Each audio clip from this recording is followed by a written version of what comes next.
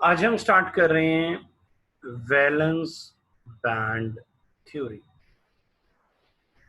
इसे वीबीडी कहेंगे, valence band theory.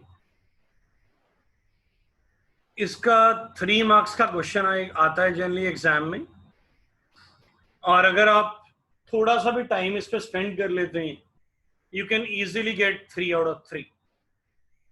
आइए पहले मैं आपको क्वेश्चन निकालना कैसे वो सिखा रहा हूं।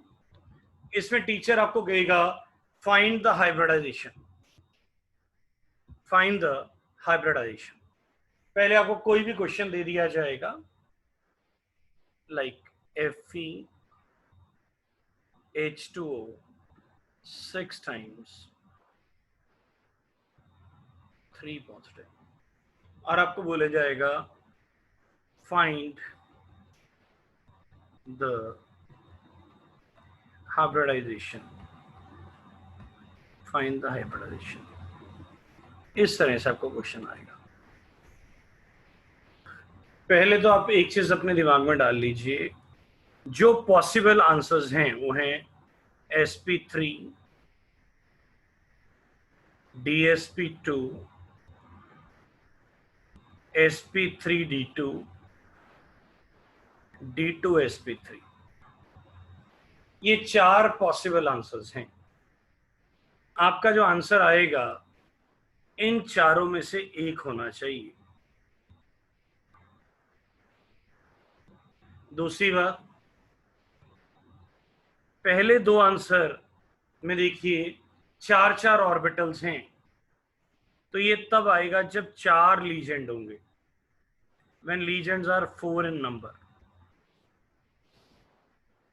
and this is possible when legions are 6।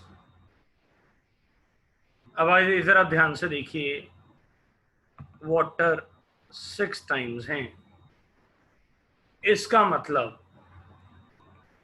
इस बार जो आंसर आने वाला है या तो वो sp3d2 आएगा या d2sp3 आएगा।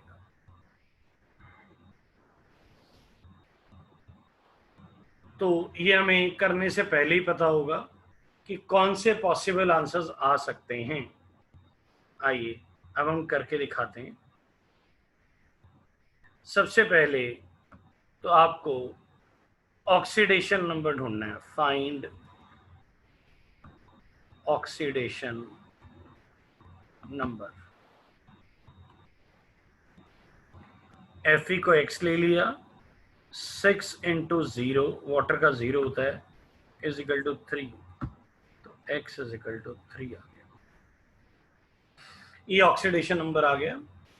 फिर आपको Fe की कॉन्फ़िगरेशन लिखनी है। Fe26 होता है, 1s2 2s2 2p6 3s2 3p6 4s2 3d6। ये 26 हो गए। अब आपको इस ऑक्सीडेशन नंबर के हिसाब से कॉन्फ़िगरेशन लिखनी है। Fe26 with 3 positive charge, it's 1s2 2s2 2p6 3s2 3p6। पहले इलेक्ट्रॉन 4s से निकलेंगे, 4s0, 2 इलेक्ट्रॉन 4s से निकल गए, अब एक इलेक्ट्रॉन 3d से निकलेगा, 4s0 3d5। अब हम इस एरिया को थोड़ा क्लीन कर देते हैं सो दैट हमें ज़्यादा स्पेस मिल पाए लिखने के लिए। यहाँ पे एक लाइन लगा देते हैं। ओके, अब देखिए, अब ग्राउंड स्टेट में डी के 5 ऑर्बिटल हैं, उनमें एक एक इलेक्ट्रॉन है। हम कलर चेंज कर देते हैं जिससे विजिबिलिटी लेवल बेटर हो जाए। ये 3D है, इससे आगे 4s है, फिर 4p है, फिर 4d है। मैं 4p को फिर से एक बार बना रहा हूँ, ये 4p है,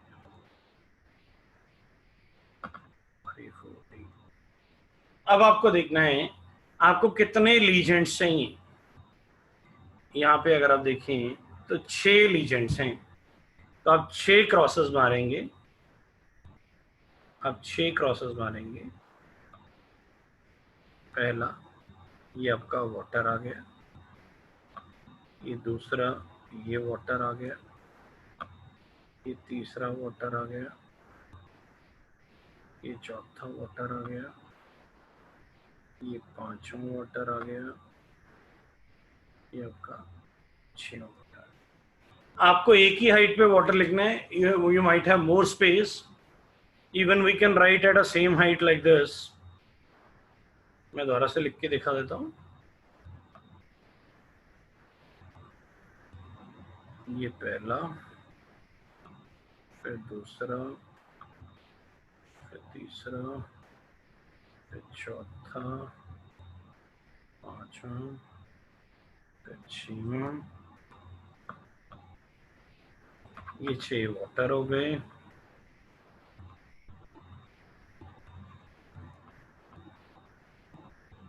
ये 6 हो गए।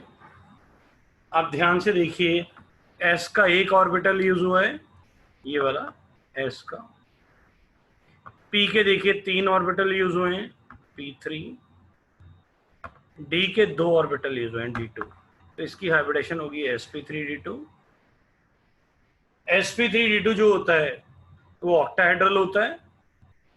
तो अब हम ऑक्टाहेड्रल बनाएंगे,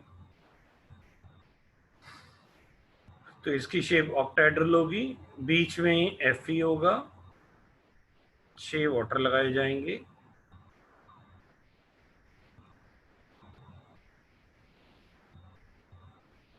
एक ऊपर और एक नीचे, और सारे के ऊपर 3 पॉजिटिव चार्ज आएगा। यहाँ देखिए क्वेश्चन में 3 पॉजिटिव चार्ज है, तो 3 पॉजिटिव आ गया। शेप होगी ऑक्टाहेड्रल या स्क्वायर बाय पिरामिड। तो ये आपका एक क्वेश्चन यहाँ पे पूरा हो गया। तो इसको जल्दी से नोट करेंगे। फिर एक क्वेश्चन मैं और करके दिखा रहा हूँ। नेक्स्ट क्वेश्चन है NiCl4 2 नेगेटिव। सबसे पहले इसकी हाइब्रिडेशन ढूंढनी है। तो पहले तो हम ऑक्सीडेशन में निकाल रहे हैं, nickel X, chlorine 4 × -1 is equal to -2, तो X इज इक्वल टू 2 आ गया। निकल का ऑक्सीडेशन नंबर 2 आ गया है। तो निकल 28 होता है, तो 1s2 2s2 2p6 3s2 3p6 4s2 3d8। तो ये 28 की कॉन्फ़िगरेशन हो गई। ये हमने बीच में एक लाइन ड्रॉ कर देते हैं।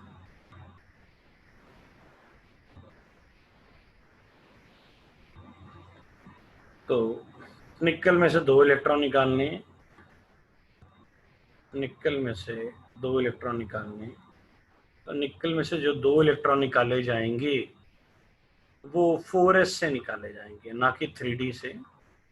आयनाइजेशन एनर्जी कहती है जो इलेक्ट्रॉन सबसे दूर है उससे इलेक्ट्रॉन निकालिए। तो सबसे दूर तो 4s है। It is a minimum amount of energy required to release the most loosely bound electron from the isolated gaseous state atom. अब ये निकल बन गया 1s2 2s2 2p6 3s2 3p6 4s0 3d8। अब देखिए ground state, ground state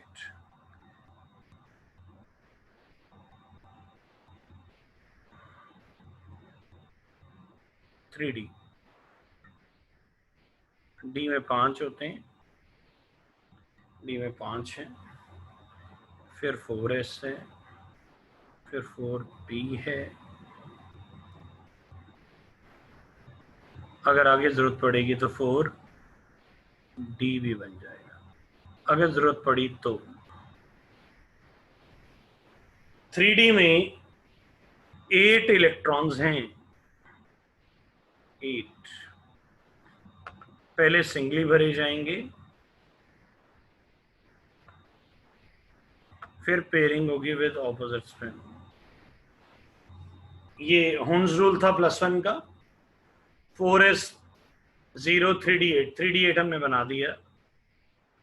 4s में कोई electron है नहीं, 4p में भी नहीं है, 4d में भी नहीं है। अब हमें लीजेंड कितने चाहिए? 4। तो हम 4 क्रॉसेस मारेंगे, 1 2 3 4। अगर आप ध्यान से देखें तो s का 1 ऑर्बिटल यूज हो रहा है, p के 3 हो रहे हैं, और चारों पे एक Cl लग गया है। तो s का 1 और p के 3, तो हाइब्रिडाइजेशन होगी sp3।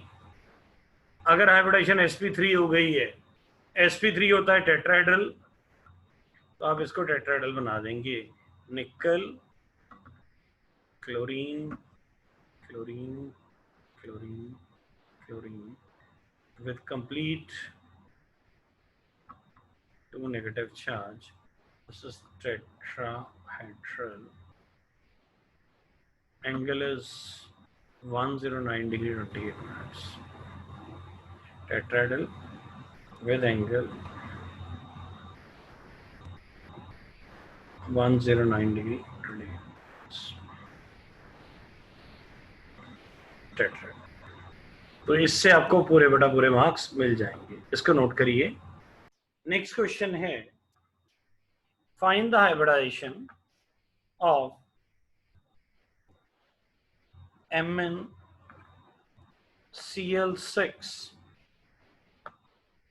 4 negative. Find the hybridization of this compound MnCl6 4 negative. करिए इस क्वेश्चन को जल्दी से। Mn is 25. It's 1s2, 2s2, 2p6, 3s2, 3p6, 4s2, 3d5। Oxidation number निकाला, आप पहले भी निकाल सकते हैं। x + 6 × -1 = -4, तो x = 2। Mn2 पॉजिटिव कितना हो जाएगा? 1s2, 2s2, 2p6, 3s2, 3p6, 4s0, 3d5। तो ये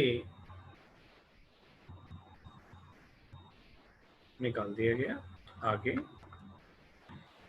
अब Mn2 को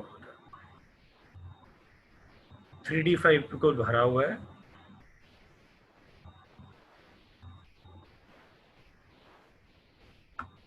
बिल्कुल भरा हुआ है।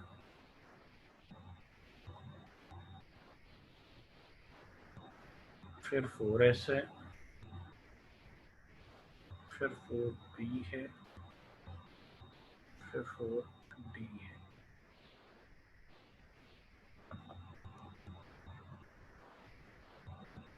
t में 5 हैं,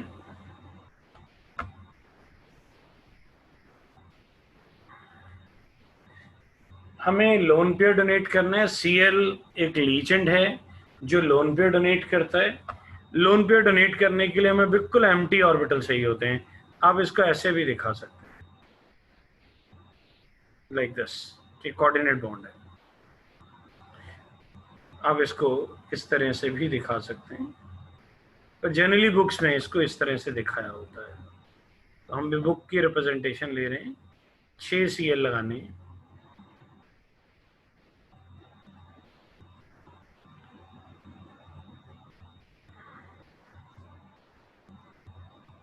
अब आप देखिए इसमें आंसर आ गया sp3d2।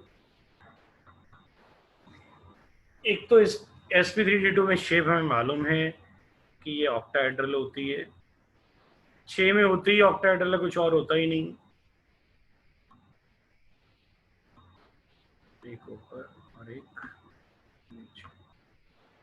ये आपका ऑक्टाहेड्रल हो गया। एक बार फिर से बना देते हैं थोड़ा बेटर। ये आपका Mn हो गया, Cl, Cl,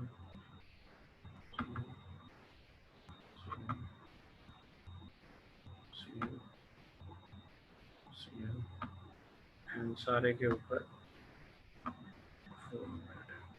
मैं ऊपर वाले Cl का कलर चेंज कर देता हूँ कि अलग हो जाए, मिक्स ना हो जाए।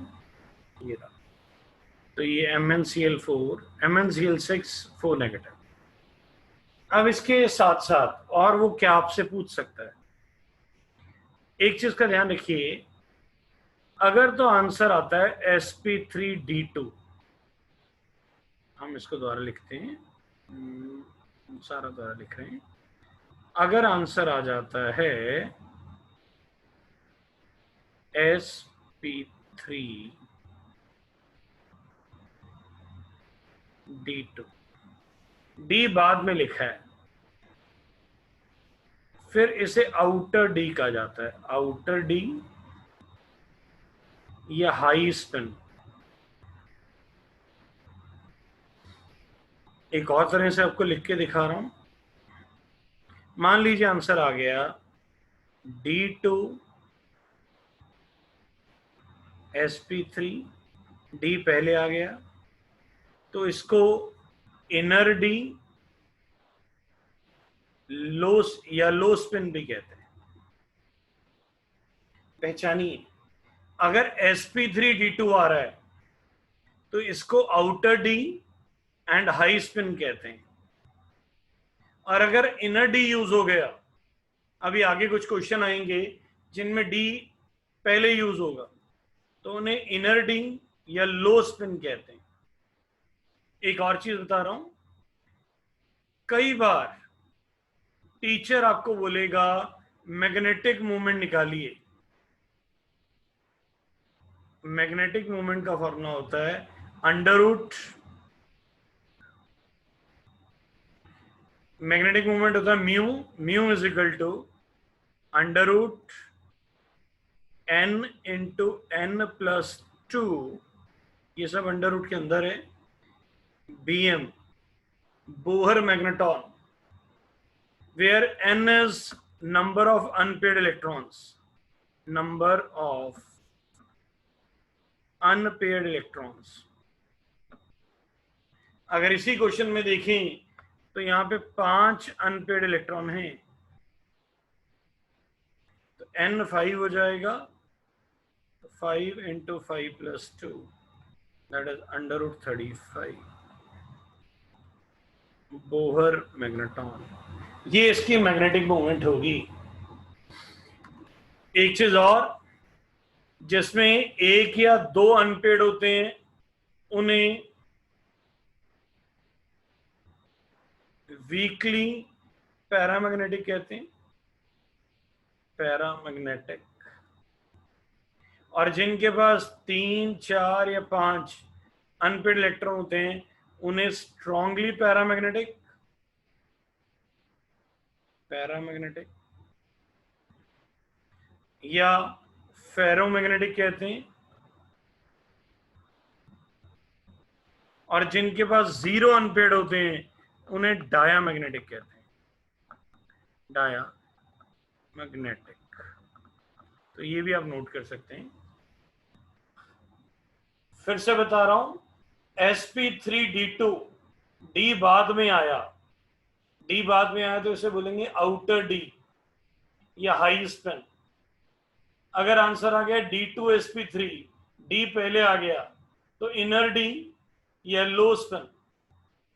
और अगर वो आपको कहता है कि मैग्नेटिक मोमेंट निकालिए, मैग्नेटिक मोमेंट का फॉर्मूला क्या होता है, under root of n into n plus 2 Bohr magneton, n is number of unpaired electron, तो 5 पुट कर दिया, अंडर रूट 35 आ गया, ये मैग्नेटिक मोमेंट आ गई। अगर वो आपसे पूछता है मैग्नेटिक करेक्टर बताइए, अगर किसी में 1 या 2 अनपेड हैं तो वीकली पैरामैग्नेटिक, 3, 4 या 5 अनपेड हैं तो स्ट्रांगली पैरामैग्नेटिक और फेरोमैग्नेटिक, अगर एक भी अनपेड नहीं है तो डायामैग्नेटिक। इसको इसके इसमें क्या आंसर होगा? 5 अनपेयर्ड है, तो it should be strongly paramagnetic और फेरोमैग्नेटिक। नोट करिए इसे, नोट करिए। पैरामैग्नेटिक क्या होते हैं?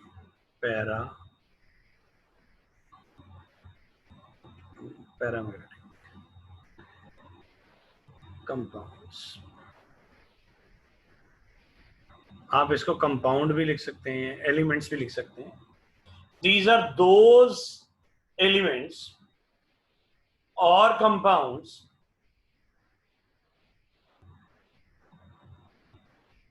these are those compound or elements which has unpaired electrons, which have unpaired electrons। like unpaired होता है जो अकेला हो, अब इसमें 2 अनपेयर्ड है। अब मैं ये बनाता हूं,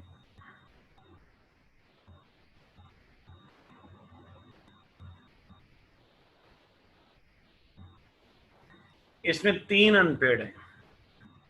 अनपेयर्ड मीन्स अलोन, अकेले। तो जिसके पास अनपेयर्ड इलेक्ट्रॉन होते हैं वो पैरामैग्नेटिक कंपाउंड होते हैं, and they are weakly attracted towards the magnet। they are weakly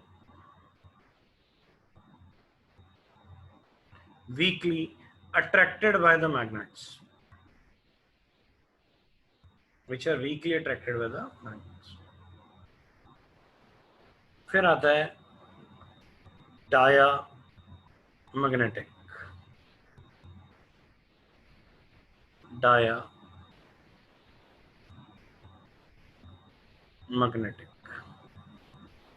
these are those compounds or elements which has 0 unpaired electron, which have 0 unpaired electrons।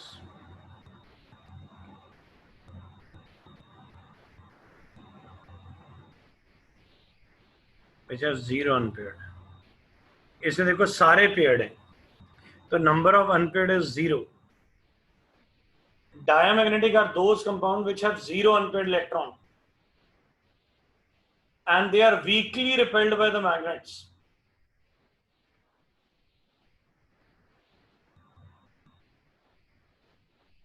they are weakly repelled by the magnets।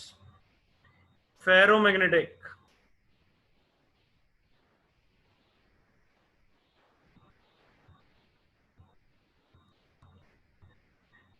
these are those compounds which have large number of unpaired electrons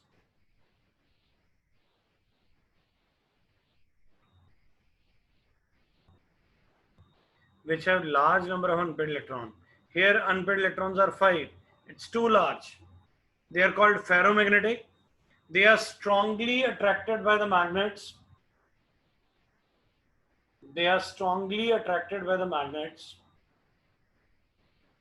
they start behaving like magnets,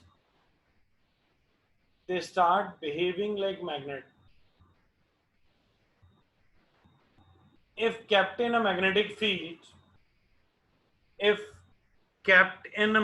field, for a longer time। Fe को अगर ज्यादा देर magnetic field में रख दिया जाए तो उसकी property magnetic हो जाती है, क्योंकि वो फेरोमैग्नेटिक है। they have large number of unpaired electrons। when they have large number of unpaired electrons they start behaving like magnets if kept in a magnetic field for a longer time। बोलिए clear हो गया? that's very good बेटा। sometime teacher says find magnetic moment, तो बड़ा simple है, mu is equal to under root of n into n plus 2 Bohr magneton।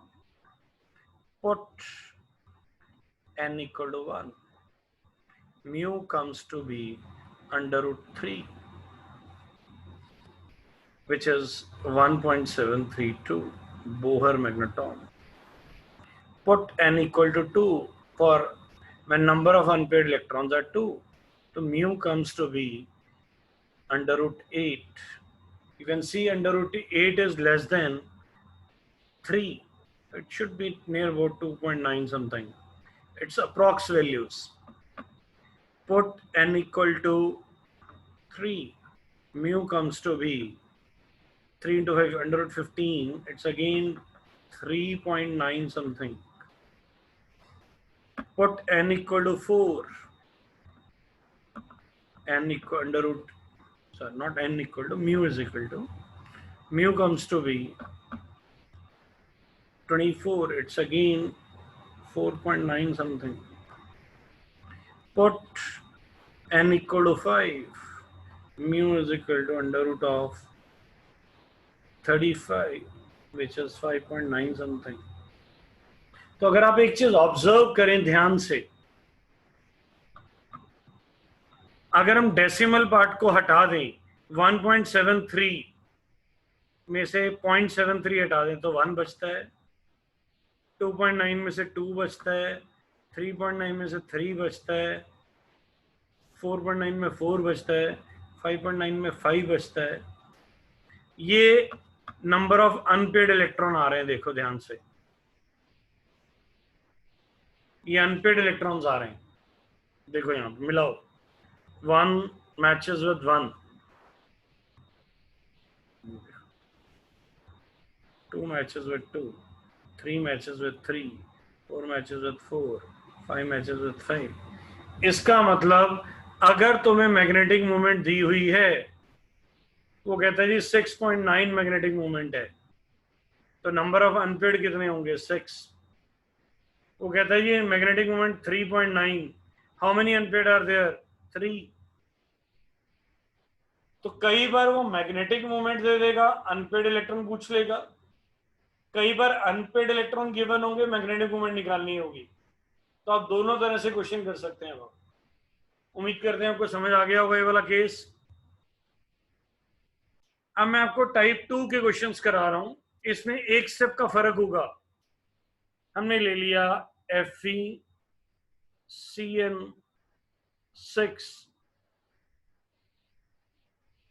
3 negative. Type 2 तब लगती है जब क्वेश्चन में Cn या CO, बस दो चीजें, साइनाइड या कार्बन मोनोक्साइड एज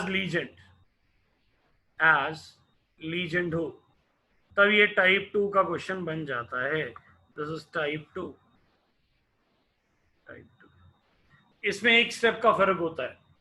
आइए पहले तो oxidation number FeX Cn -1 is equal to -3, X is equal to 3. Fe26 1s2 2s2 2p6 3s2 3p6 4s2 3d6. अब इसमें से 3 इलेक्ट्रॉन निकालने हैं.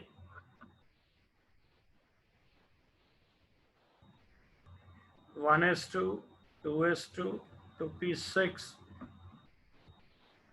3s2 3p6 4s0 3d5.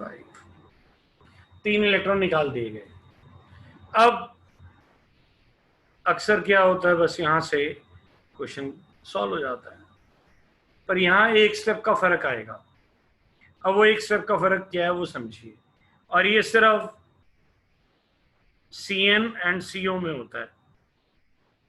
मैं अलग से लिख देता हूं, ये सिर्फ Cn एंड CO में होता है. बस क्या होता है देखिए, ग्राउंड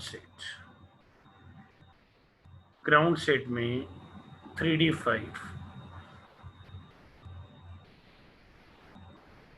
1 2 3 4 4s0 एंड देन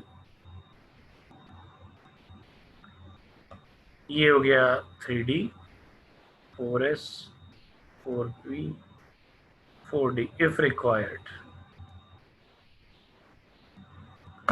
14। अब अगर ये नॉर्मल क्वेश्चन होता तो हम 6 क्रॉसेस मार देते कुछ इस तरह से, 1 2 3 4 5 6, और 6 के 6 पे सीन लगा देते।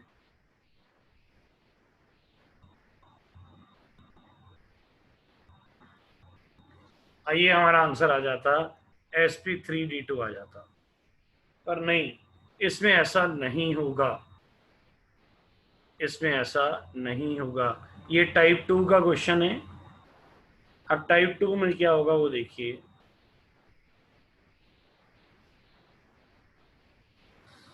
टाइप 2 सिर्फ तब लगाई जाती है जब साइनाइड या कार्बन मोनोक्साइड हो।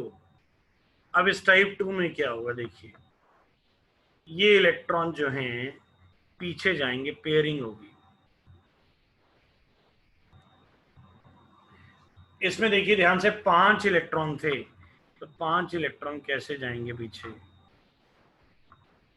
5 बॉक्सेस, पहले में 2, दूसरे में भी 2, तीसरे में 1, ये पीछे चले गए, पेयरिंग हो गई। 4s वैसे का वैसे, 4p वैसे का वैसे, 4d इफ रिक्वायर्ड। अब हमें कितने लीजेंड लगाने हैं, 6 लीजेंड लगाने हैं। तो पहला लीजेंड यहाँ पे आ रहा है, पहला सी, दूसरा लीजेंड सी, तीसरा लीजेंड सी, चौथा लीजेंड सी, पांचवा लीजेंड सी, छठवां लीजेंड सी। तो आंसर आ गया, डी के पहले यूज हुए, फिर 4s के, फिर 4p के, 4d के तो हुए नहीं, तो डी के पहले 2 यूज हुए, s का 1, p के 3, तो हाइब्रिडेशन क्या बन गई, d2sp3, d2sp3। शेप क्या आई, शेप तो ऑक्टाहेड्रल ही आनी है, FeCN 6 बार लग गया, एक CN ऊपर एक CN नीचे।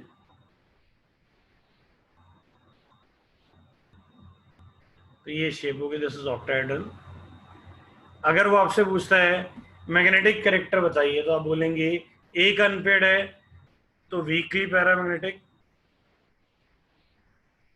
मैग्नेटिक मोमेंट पूछेगा तो √1 into 1 + 2, that is √3 Bohr magneton. और अगर ये पूछता है लो स्पिन या हाई स्पिन, तो D2 अंदर वाला यूज हो रहा है, तो it is called low spin, low spin, it is low spin. तो और इनर डी ऐसा किस में होगा, ऐसा सिर्फ साइनाइड और कार्बन मोनोक्साइड में होगा जब इलेक्ट्रॉन पीछे जाएंगे। तो ये 2 हैं, इसको जल्दी से नोट करिए। आइए नेक्स्ट क्वेश्चन कर रहे हैं। NiCl, Cl नहीं Cn लेते हैं, NiCN 4 times, it's -2। करिए इसको। निकल इज 28, फाइंड द हाइब्रिडाइजेशन।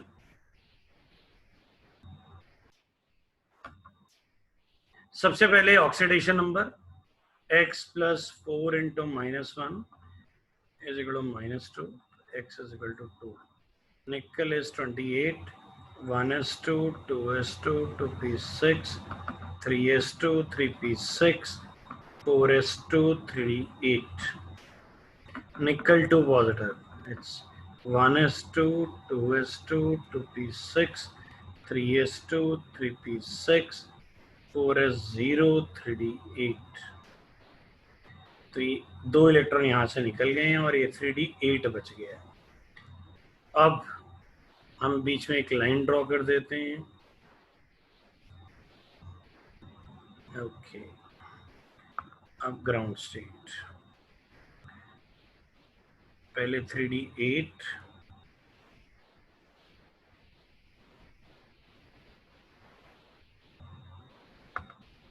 एक 2 3 4 5, जस्ट अ मिनट, 6 7 8, ध्यान से देखिए 3D 8 है, बाकी ऑर्बिटल खाली हैं। बाकी ऑर्बिटल कौन कौन से हैं? ये था 3D, फिर 4s, फिर 4p। 4p खाली है तो इसको भी यहाँ पे ऐसा, जरूरत पड़ेगी तो 4d भी होता है, पर फिलहाल जरूरत पड़ेगी नहीं, अगर पड़ जाए तो। अब Cn एक स्ट्रॉन्ग लीजेंड है तो वो बैक पेयरिंग करेगा, इलेक्ट्रॉन पीछे जाएगा। अगर इलेक्ट्रॉन पीछे गया तो 8 इलेक्ट्रॉन्स हैं,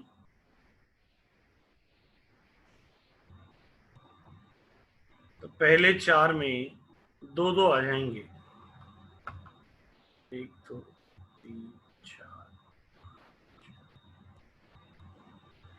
ये 8 इधर काउंट करिए, 8 इलेक्ट्रॉन थे तो सब में 2-2 आ गए। अब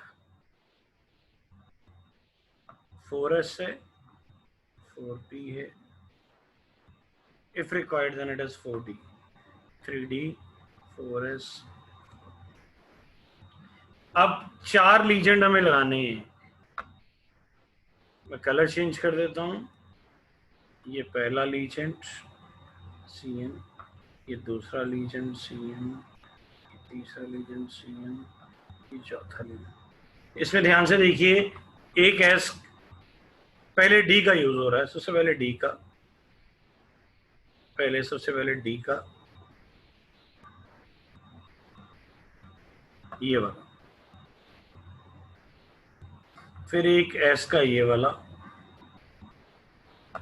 पी के 2 यूज हो रहे हैं, ये वाले DsP2।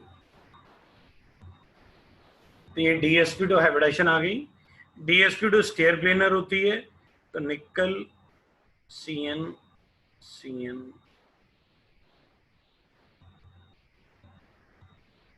तो ये 4 हो गए, सारे के ऊपर 2 नेगेटिव चार्ज आ गया, तो ये आपका स्केयर प्लेनर बन गया।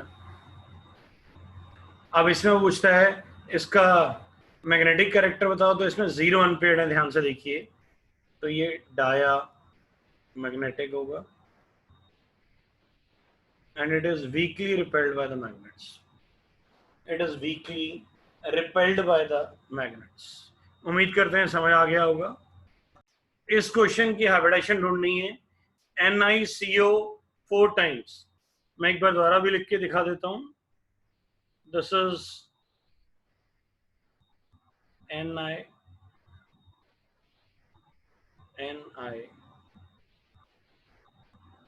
NiCO 4 times. Find the hybridization of this. करिए solve.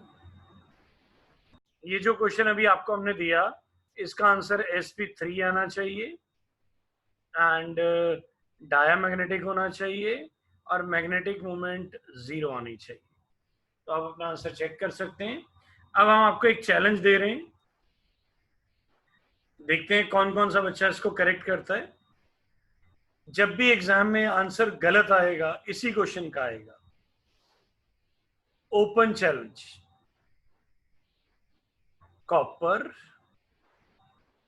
NH3 4 times, 2 positive. Find the hybridization and the shape of the molecule. I'll give you 2 minutes to solve.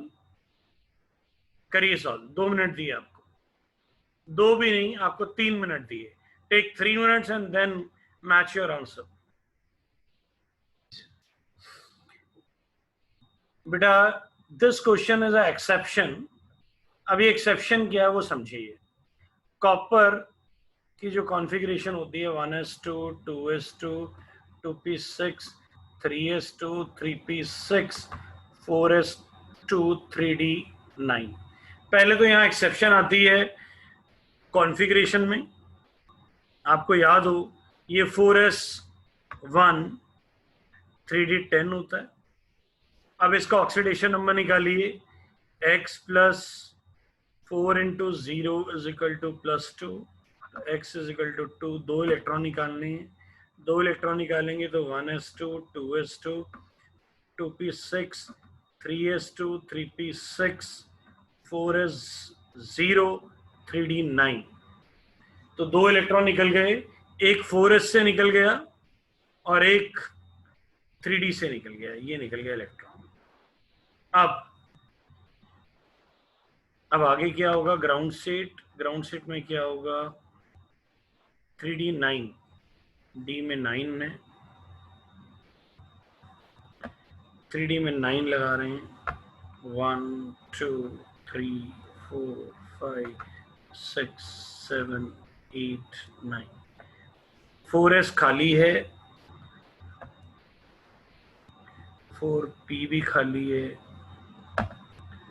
अब नॉर्मली क्या होता है, आप इसको 4 क्रॉसेस ऐसे मार दिए होंगे आपने और आंसर आपका जो आंसर है वो sp3 बन गया होगा, जो कि एक गलत आंसर आ गया है। ये एक स्पेशल क्वेश्चन है, इसे स्टार लगा लो, बड़ा इंपॉर्टेंट है। इसने पूरी वीबीटी फेल कर दी, वैलेंस बॉन्ड थ्योरी पूरी फेल कर दी, इसमें ऐसा नहीं होता। इसमें ऐसा नहीं होता। इसमें क्या होता है, ये इलेक्ट्रॉन आगे चले जाता है, ये वाला इलेक्ट्रॉन आगे चले जाता है। आगे जाने के बाद क्या होता है, देखिए ये कुछ इस तरह से बन जाता है।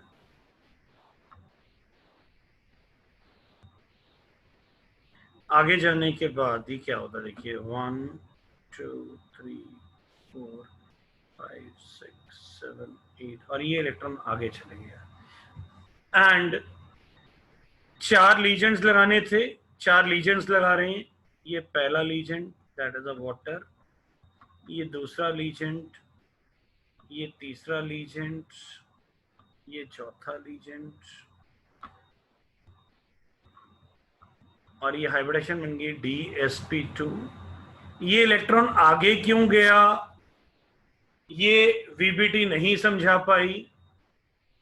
ये वीबीटी थ्योरी की लिमिटेशन बनी और जब इसका स्ट्रक्चर चेक किया गया तो ये स्केयर प्लेनर बना। वीबीटी इसको एक्सप्लेन नहीं कर पाई why it is a square planar, और ये वीबीटी की लिमिटेशन है, ये वीबीटी की लिमिटेशन है,